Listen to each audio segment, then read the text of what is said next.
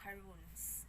So these are the ingredients: 1/2 cup butter, 3/4 cup sugar, 2 eggs, 1 can condensed milk, 1/2 teaspoon vanilla extract, 1/2 cup flour, and 2 cups desiccated coconut.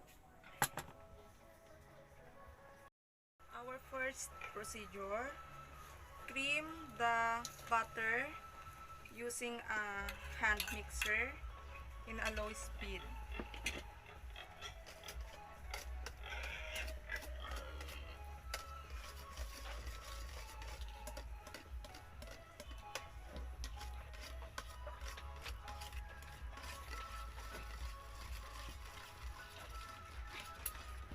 Add the sugar,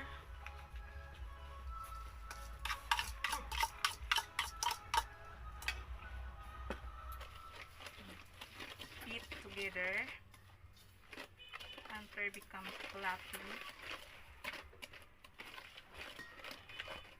and blend it.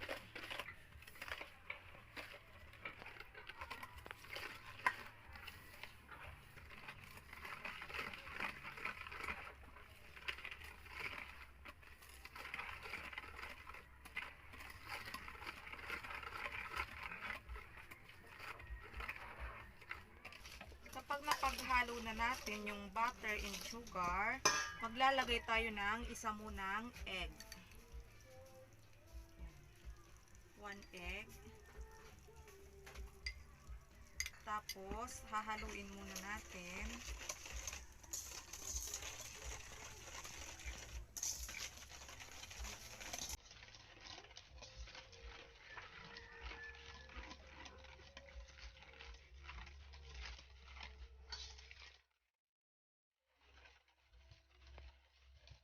Kapag nahalo na, tsaka natin ilalagay yung isa ulit na egg.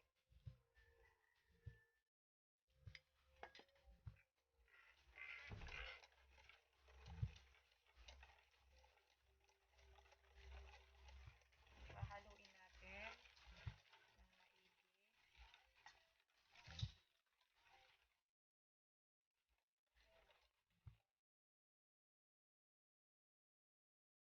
Next, ilalagay natin yung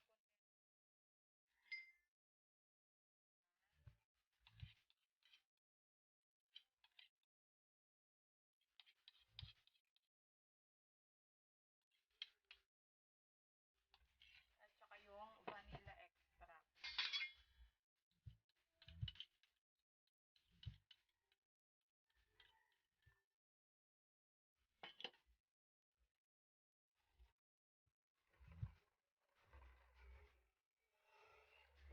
Dito sa isang bowl, paghahaluin natin yung flour at saka yung desiccated.